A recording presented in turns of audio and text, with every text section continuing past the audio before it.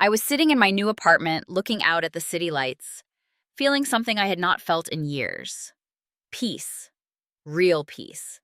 The kind that comes after you have fought your way through darkness and finally found the other side. I had worked so hard to get here. Every late night, every sacrifice, every tear had led to this moment. And then my phone buzzed. A message from an unknown number.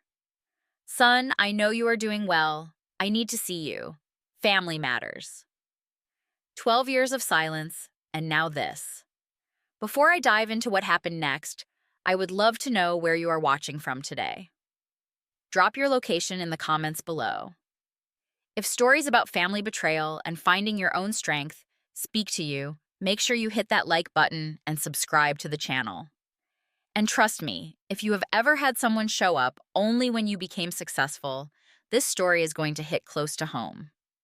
Let me take you back to where it all began. I grew up in a small town in Ohio, the kind of place where everyone knows everyone, and secrets do not stay secrets for long. My father, Robert, was a man who loved two things more than anything else: alcohol and avoiding responsibility. He drifted from job to job, always with an excuse, always with someone else to blame. My mother, Linda, was the opposite. She worked two jobs just to keep food on the table. During the day, she was a cashier at the local supermarket. At night, she cleaned offices until her hands were raw. I can still remember the smell of industrial cleaner on her clothes when she would come home and kiss me goodnight. When I was 8 years old, my sister Brianna was born. From the moment she arrived, something shifted in our household. Robert looked at her like she was made of gold. She had his mother's eyes, he said. She reminded him of his side of the family. And just like that, the little attention he had given me vanished completely. The favoritism was not subtle. It was blatant and cruel. Brianna got new clothes from the department store while I wore hand-me-downs from the church donation bin. She got toys for no reason at all, while I learned not to ask for anything, because the answer was always the same. No, we cannot afford it. But somehow, we could always afford whatever Brianna wanted. I remember my 12th birthday with painful clarity. I had been saving pictures from magazines of bicycles. Not new ones. I knew better than to dream that big. Just used ones, the kind you could find at garage sales for $20 or $30. I worked up the courage to ask my father for one. Just a used bike so I could ride to school instead of walking 2 miles each way. He laughed. Actually laughed. "Where do you think money grows on trees?" he said. 1 week later, he came home with a $200 doll set for Brianna because she had seen it on television and cried. My mother saw everything. She tried to make up for it with extra hugs, with whispered words of encouragement, with the kind of love that does not cost money but means everything. "You are going to be somebody, Allison," she would tell me. "Do not let anyone make you feel small." But she was exhausted.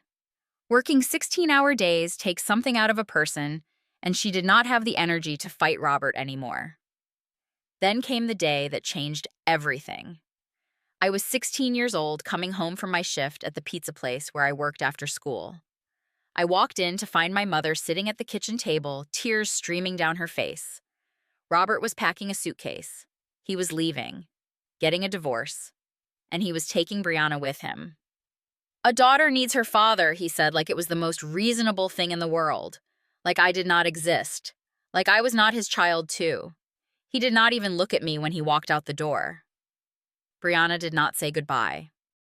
They just left, and that was the last I saw of either of them for 12 years. No phone calls, no birthday cards, no child support, nothing, just silence. That first night without them, I sat on the porch of our tiny rental house and listened to my mother cry through the thin walls. I made myself a promise right then. I would become the man my father never was. I would take care of my mother. I would make something of myself, not to prove anything to him, but to prove something to myself. The years that followed were the hardest of my life, but also the ones that shaped me into who I am today. I worked at the pizza place every evening after school, sometimes not getting home until 11 at night. Then I would do my homework until 2 in the morning, catch a few hours of sleep, and start all over again. School became my escape. I discovered I had a talent for mathematics and computers. While other kids were playing video games, I was teaching myself to code using free resources at the public library.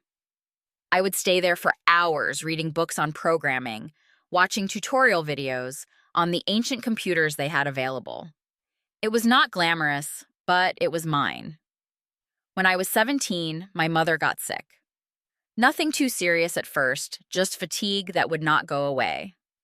But doctor visits cost money, and money was something we did not have. I picked up a second job on weekends washing dishes at a diner.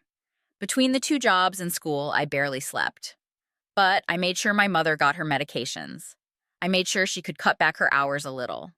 I made sure she knew she was not alone. The kids at school were not kind about my situation. They noticed the worn-out shoes with holes in the soles.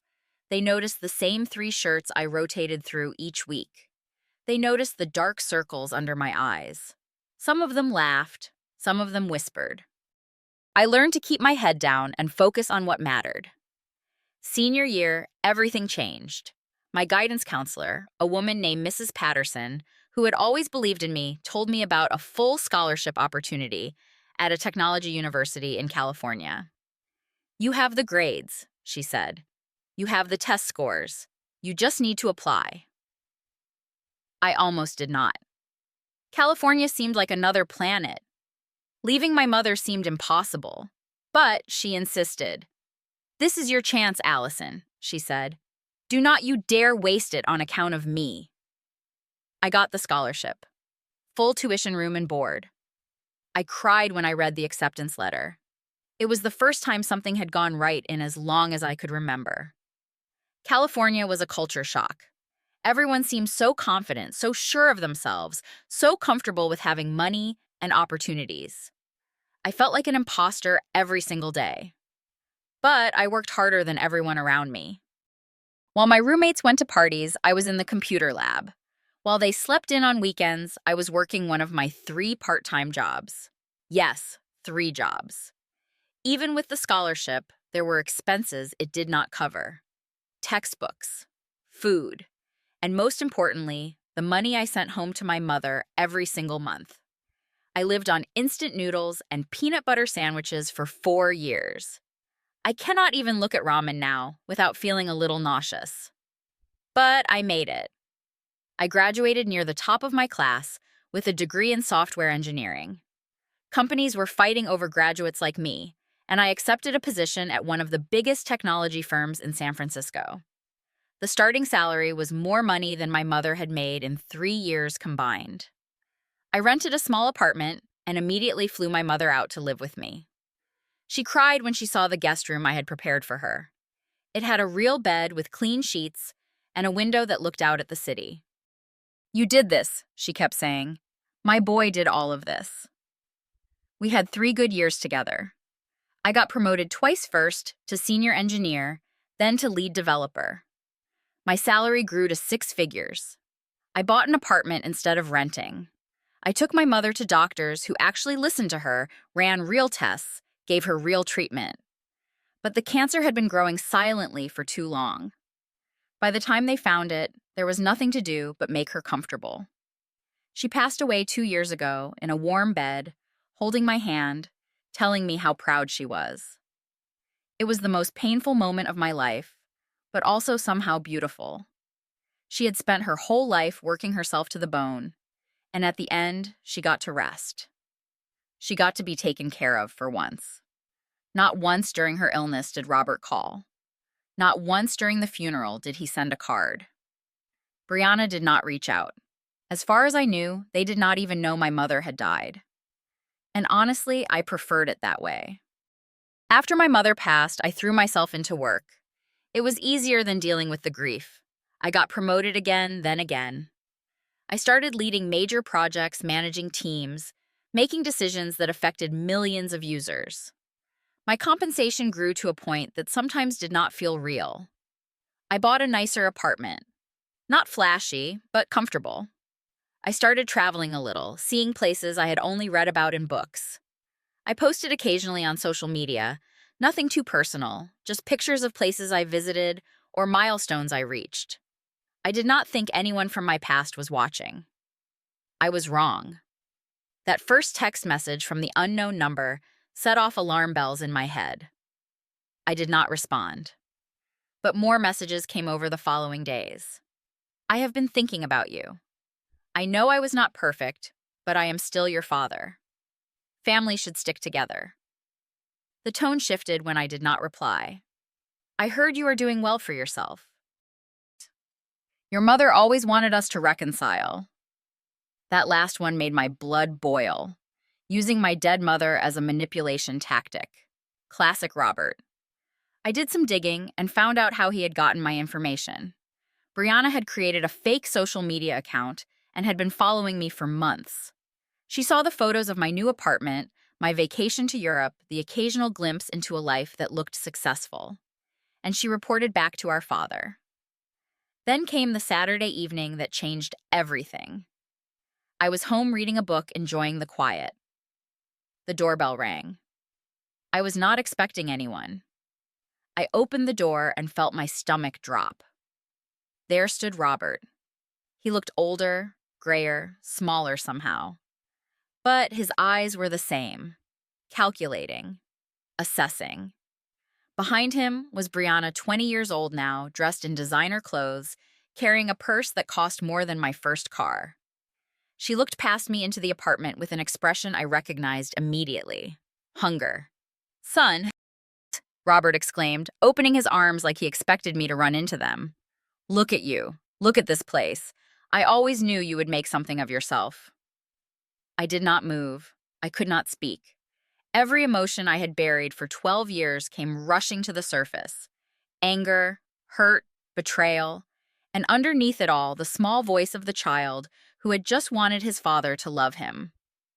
Brianna pushed past me into the apartment without being invited. "Nice place," she said, running her hand along the counter.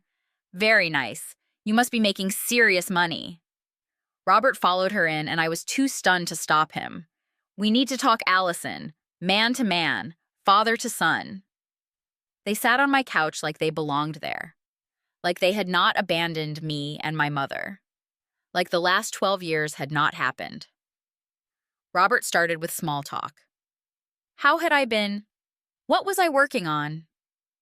Was I seeing anyone? I gave short answers, waiting for the other shoe to drop. It did not take long. "Here's the thing," Robert said, leaning forward. "I have gotten into some trouble, financial trouble. There are some debts, gambling debts, and the people I owe are not patient. They are threatening to take the house." Brianna jumped in. "And I have this amazing opportunity. A friend of mine wants to open a boutique, and she wants me to be a partner. It is going to be huge. We just need startup capital. Around $150,000 should do it." I stared at them both, waiting for the punchline. It did not come. "So here is what we were thinking," Robert continued. "You help me out with my situation, maybe $300,000, to clear everything up, and you invest in your sister's future. Call it $450,000 total. You can afford it. Look at this place." He said it so casually, like he was asking to borrow a cup of sugar. Like nearly $500,000 was nothing. Like he had any right to ask me for anything. "You are family," he added when I did not respond. "Blood is thicker than water. A son has obligations to his father." Brianna nodded. "Seriously, Allison, you have all this money, and you are just sitting on it. That is so selfish. We are your family. We should share in your success." The audacity was almost impressive. These two people who had abandoned me, who had left me and my mother to struggle alone, who had not bothered to show up when she was dying, now sat in my living room demanding hundreds of thousands of dollars like it was their birthright. For a long moment, I said nothing. I let the silence stretch until it became uncomfortable. Robert shifted on the couch. Brianna examined her fingernails. They were waiting for me to cave, to be the good son, to hand over my hard-earned money because they shared my DNA. When I finally spoke, my voice was calmer than I expected. "Let me make sure I understand. You want me to give you $450,000. Robert nodded eagerly. "It is not giving. It is family helping family. You would be investing in us. Investing in you. I let out a breath that was almost a laugh. Like you invested in me when I was a kid. Like when I asked for a used bicycle and you said we could not afford it, then bought Brianna a $200 toy set a week later. Robert's smile faltered. That was a long time ago. Or like when you invested in my future by walking out when I was 16, taking my sister and leaving me and mom with nothing. I had my reasons. Things were complicated. Complicated? I stood up, unable to sit still any longer. Where were you when I was working 2 jobs in high school just to help pay for mom's medication? Where were you when I was eating ramen noodles for 4 years straight to afford to send money home? Where were you when she was dying? Robert looked down at his hands. Brianna rolled her eyes. Actually rolled her eyes. I turned to her. And you? What exactly have you done with your life? She sputtered. That is none of your business. You made it my business when you walked in here demanding $150,000. So tell me, you are 20 years old. Did you finish college? I took a break. So no. Have you held a job? I have done lots of things. Nothing that stuck, but that is because I have not found my passion. Your passion. Right. And this boutique, is that your passion? Or is it just an excuse to get money without working for it? Brianna's face flushed red. You do not know what my life has been like. Dad is not exactly a provider. I have had to rely on boyfriends, on friends, on whoever would help. It has been hard. Hard. The word tasted bitter in my mouth. You got everything I did not. Every toy, every piece of clothing, every ounce of attention. And you still could not make anything of yourself. That is not my problem to fix. Robert stood up, his face angry now. I did not come here to be disrespected. I am your father. You are the man who contributed to my DNA. That is all. A father is someone who raises his children, provides for them, protects them. You did none of those things. You do not get to show up after 12 years with your hand out and call yourself my father. You owe us, Brianna snapped. You owe us for all those years we did not have you. I almost laughed at that. You did not have me. You chose to leave. You chose not to call. You chose to pretend I did not exist until you found out I had money. That was your choice, not mine. I walked to the door and opened it. This conversation is over. I want you to leave. Robert's face went through several expressions. Shock, anger, then something calculating. Fine, fine. But people are going to hear about this. Family is going to hear about how you turned your back on your own blood. What family? The relatives who did not come to Mom's funeral. The ones who never checked on us, not once in 16 years. Go ahead. Tell them whatever you want. I do not care. Brianna grabbed her purse, tears streaming down her face. You are heartless, cold. No wonder nobody wanted you as a kid. The words should have hurt. A few years ago they might have. But I had done too much work on myself to let them land. If you want to change your life, Brianna, do what I did. Work for it. Stay up late. Sacrifice. Earn it. Nobody is going to hand it to you, and you should not expect them to. I held the door open. They walked through it. Robert turned back one more time, mouth open to say something, but I closed the door before he could speak. I listened to their footsteps fade down the hallway, then locked the deadbolt. And then I cried.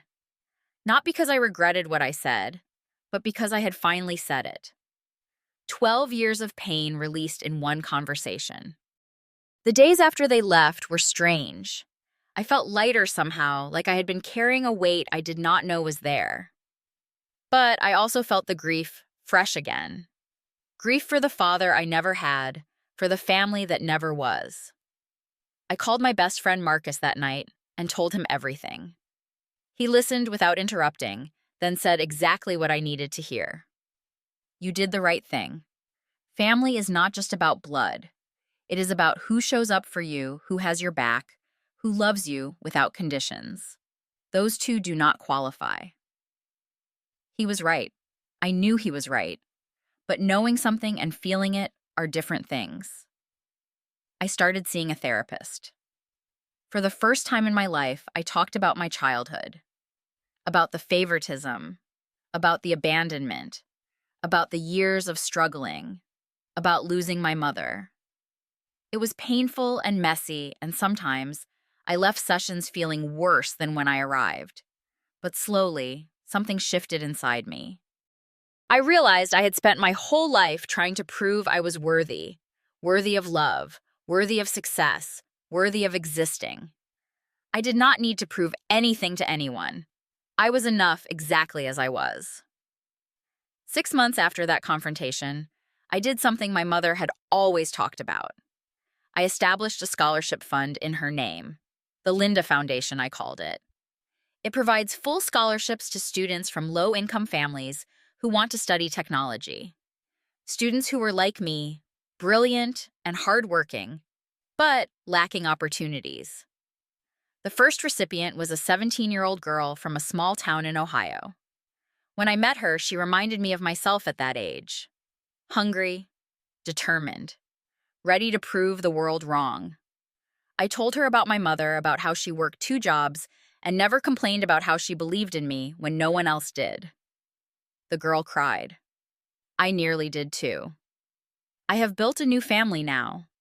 Not related by blood, but bound by something stronger. My colleagues who stayed late with me during tough projects. My friends who showed up with food when I was grieving. My neighbors who check in on me. Marcus, who has been more of a brother to me than any biological sibling ever was.